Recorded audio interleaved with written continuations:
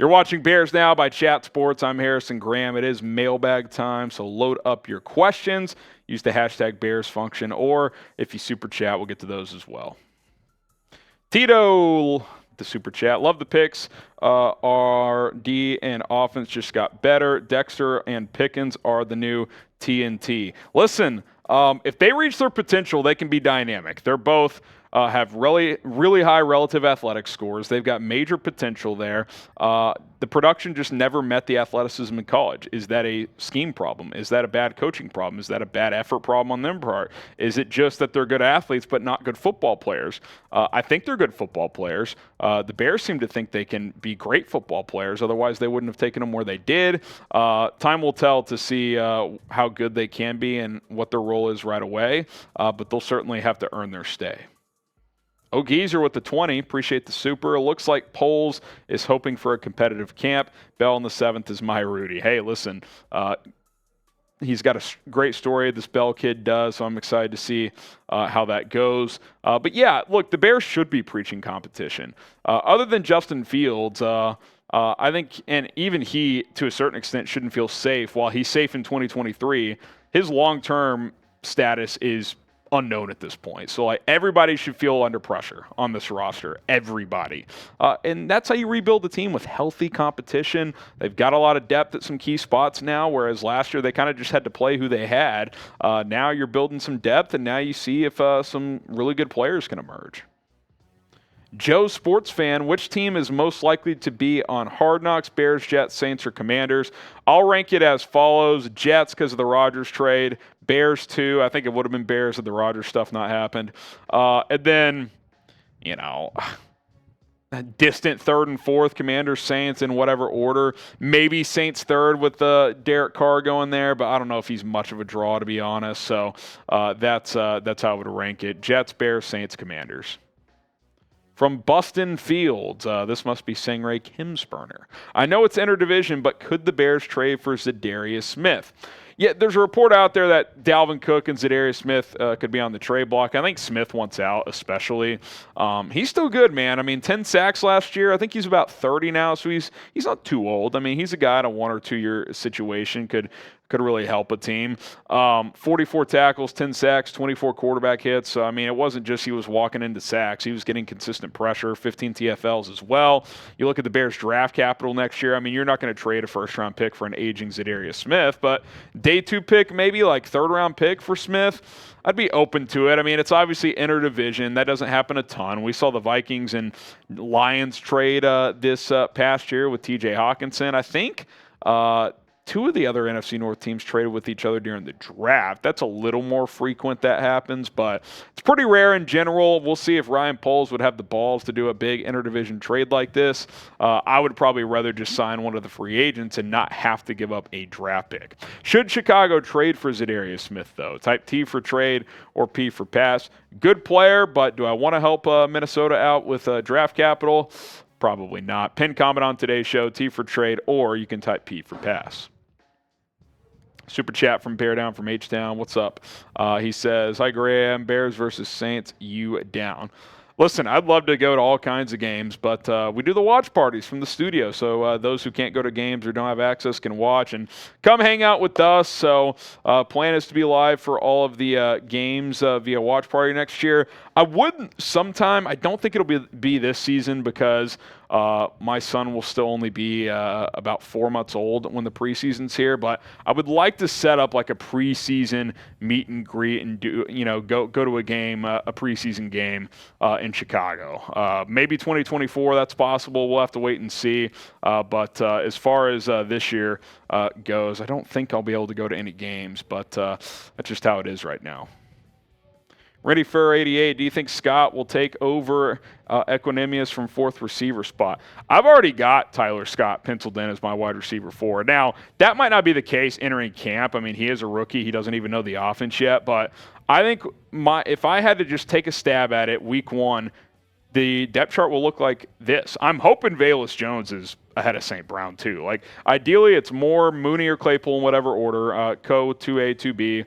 After Moore is your number 1. Scott and Valus 4 and 5, and then St. Brown makes the team as your number 6, good blocker and a guy who can play some special teams. I mean, that would be the most ideal. The good news is there's competition. Dante Pettis is going to compete. He did some good things last year, so lots of things to play out. Obviously, injuries pop up, so we'll have to wait and see. From John Dorman, who starts at CB2, for me, it's Tyrique Stevenson. I think you drafted him to be a starting outside corner. Again, he'll have to earn it. You know, they're not just going to hand out jobs to rookies, but I think he's your starting CB2. Jalen Johnson's your 1, and Kyler Gordon's your nickelback. Dylan Peterson, who is your favorite pick from the NFL draft for the Bears, and who are your top 3 players still in free agency? I'll do free agency first. I'm just going to do I'll just give you some edge rushers. Yannick Ngakoue, Frank Clark, Jadeveon Clowney, Leonard Floyd. 4 guys I would sign this second. As far as favorite pick from the draft, I'll go cliche, Darnell Wright. I think the commitment to Fields this offseason has been notable to me. You get DJ Moore, you protect him with Nate Davis on the interior, Darnell Wright at tackle. Whether it's Lucas Patrick or Cody Whitehair, that's going to be an upgrade at center over Sam Mustipher. You go get Tyler Scott, Roschon Johnson. I love the commitment to Fields, and I think as far as the draft goes, it starts with Darnell Wright as a protector. Super chat from Robert. Appreciate the 5. Do you think the Bears will finally fire our O-line coach and defensive coordinator if they have a second straight down year? I actually think, all things considered, Chris Morgan as the O-line coach did an okay job. Like, we saw Tevin Jenkins really break out as a guard. To get Braxton Jones to be a serviceable left tackle as a 5th-round rookie, I think is a decent job. I just think they lack talent, to be honest, and now you've got more talent. So if this group plays better, then Chris Morgan will be fine. Alan Williams, he also didn't have a ton to work with, but there were things he also did where I was like, dude, you got to shake it up. This is too vanilla. So, I think Alan Williams is more of a name to watch this offseason if the defense doesn't take a step forward, because even though the D-line still has work to do, the back 7 is in a much better place. Don't miss out on our weekly mailbags live on Chicago Bears Now. You got to join us every Tuesday. Subscribe to do so. We go live every Tuesday, 4 o'clock Eastern, 3 Central time here on the show. Your chance to ask me your questions and for me to answer them. So go ahead and subscribe and join us weekly. Kobe Burger, what veteran players do you think will be cut before the deadline? Which of them would you like to see in a Bears uniform? I think a name that I really would like to see, and I do think will get cut, is Carl Lawson with the Jets. Signed a big deal a couple years ago. He's been banged up, but he fits as a 4-3 defensive end for sure. So that's a name I'm watching out for moving forward. We'll see. There's always other surprise cuts that happen. You're like, oh, wait, that guy's available now? Hell, maybe Za'Darius Smith gets cut in Minnesota. Who knows? So any notable edge rushers that get cut, I would be pouncing. Julian Ojeda, if we trade for Chase Young, what do you imagine the compensation to be? I don't think I'm giving up a first if I'm Ryan Poles, so I'll say a day 2 pick because he just hasn't played the last 2 years that much. He tore his ACL in the middle of 2021, caused him to miss most of 2022. His best football was in 2020, which will be 3 seasons ago when this year kicks off. So talent is unbelievable. He was a number 2 overall pick. I get all that, but first-round pick for a guy who's hardly played in 2 years, pass.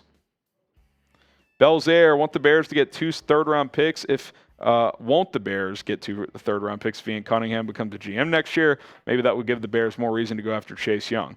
Yeah, I mean, it would, but there's no guarantee that he becomes a GM. Now, Cunningham had a chance this year, then he pulled his name out of a couple of jobs, stayed loyal to Ryan Poles for another year, but you don't know what's going to happen. So, in theory, you can kind of hope, we'll have a third next year, then the year after that as well, but that's not a guarantee.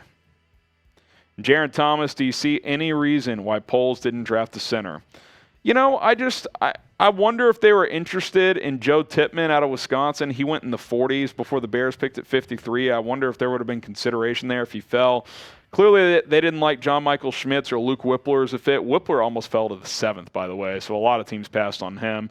JMS, you could have got him at 56 or 53 when you took Dexter, then traded up for Stevenson at 56, but his testing was kind of poor. In a wide zone scheme, you need your lineman to be athletic. He's not very, so they may have determined he wasn't a good fit. And Ryan Poles said after the draft that Whitehair and Patrick are two guys that can hold it down for now. Plus, they drafted Doug Kramer last year. So I would have liked to see them add one, but I can understand why they went elsewhere.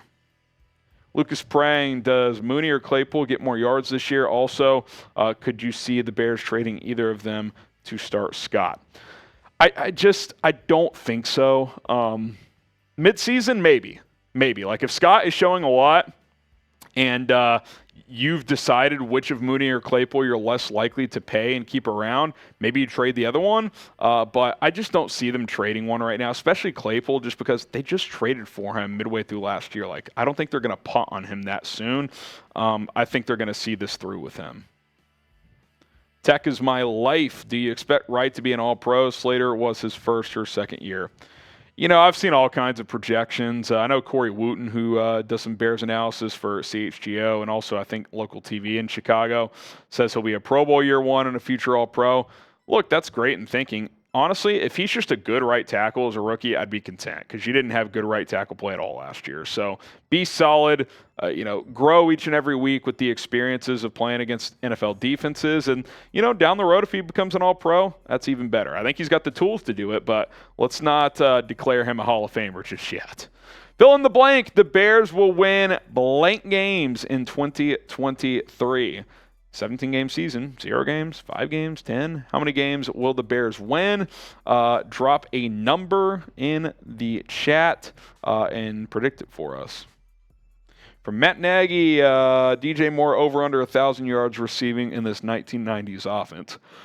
Well, I think, you're hoping that it's not a 1990s offense issue. You're hoping with the better offensive line, with better weapons, this team can throw the ball more and can throw it more consistently. So I'm going to be optimistic and say over. 1,100 yards is kind of what he averaged for 3 straight seasons before just under 900 last year. You want to talk about bad passing offense last year?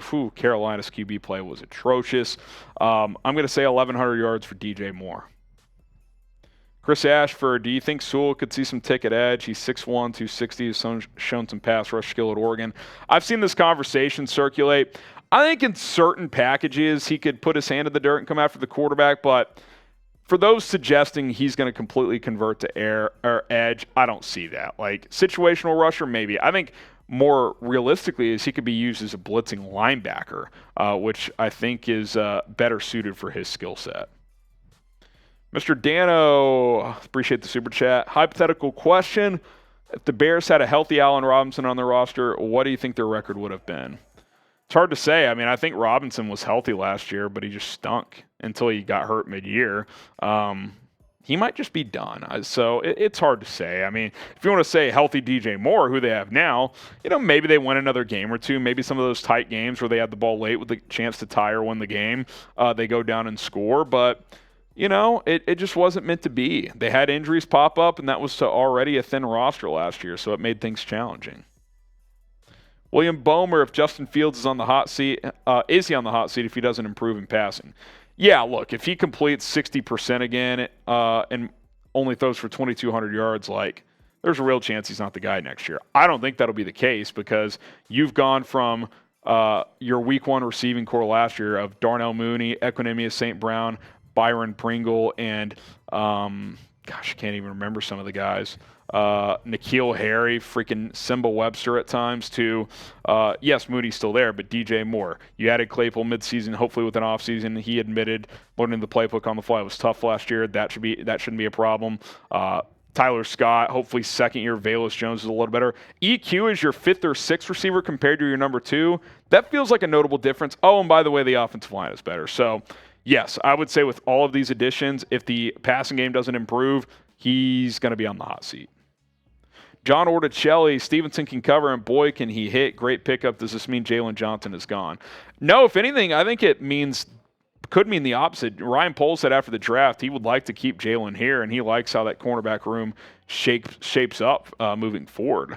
If Jalen can stick around, I like him at one spot. Stevenson's got all the physical tools you want. And then if Kyler Gordon builds off a strong final month last year, that 3-corner room is really nice, man. I mean, the potential is there to be great, but I would like to keep Jalen Johnson around. Nonchalant Stu. Waste of space. Colin Cowherd says the Lions, Vikings, and Packers are one of the top 10 teams in the NFC North with zero mention of the Bears. Can I get an F Colin chant? Listen, if you guys want to chant F Colin in the chat, go right ahead. I think the Bears have a sneaky chance to be a playoff team. I think they've got a lot of maturing to do in terms of having a young team and building this thing. But I think the NFC North is gettable, and there's at least hope for optimism to have a chance in December to compete for this division. Now, let me make one thing clear. Right now, this team is not a title contender, but could they sneak into the playoffs to win a potentially bad division, or to sneak in as like the 6 or 7 seed as a wild card in a wide open NFC? Yeah, I think that's possible, but they're still an offseason away from being a true contender, in my opinion. All right, appreciate all the questions. If we didn't get to yours, I apologize. At HGramNFL on Twitter and Instagram is where you can get your questions answered as well. Hit me up at HGramNFL on Twitter and on Instagram if you have any more questions or thoughts.